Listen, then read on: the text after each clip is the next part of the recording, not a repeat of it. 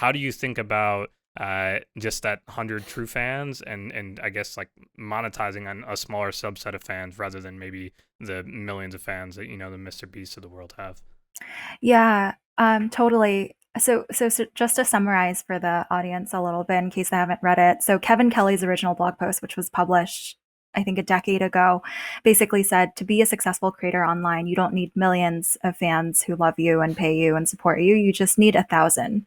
And that's because the internet removes intermediaries and middlemen. And so you can capture the entire revenue from your audience. So instead of some going to the record label and some going to your manager or whatever, as a creator, you can earn everything that your audience pays. And so the math that he sort of laid out was if you have 1,000 true fans and you earn, I think like $10 a month from every each of those fans, you can earn like your entire income from them in a very comfortable way. And I took it one step further where I said, you don't even need 1,000 true fans. You just need 100. And if you can get 100 true fans paying you $1,000 a year, then obviously you can make $100,000 a year. And there's all of these different ways that I spelled out in the article of like, okay, what do you actually need to deliver to your fans in order to get them to pay $1,000 rather than just $100? You need to deliver an order of magnitude more value. You need to deliver a sense of accountability. There needs to be some sort of like results or transformation that's attached to their purchase, or there needs to be like some sort of status that they gain because people are willing to pay for status and like being able to show off in front of other people. But it's definitely happening. Like there were all of these examples that I had dug up across like different creator platforms, where people were actually earning their full-time income from just a small group of 100 true fans, and they were driving basically over $1,000 AOVs.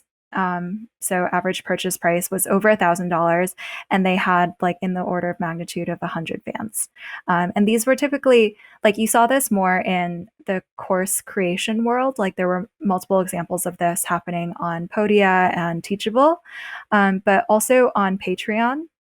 Like there were some really, really expensive tiers that some creators offered, and they usually came attached with like some personalized like attention from the creator. Like the creator would say, if you're part of this like ultra expensive tier, I'm going to hop on a FaceTime with you once a month and like talk to you for an hour because obviously if you're paying $1,000 a month, like you really need help and I'm going to coach you through life.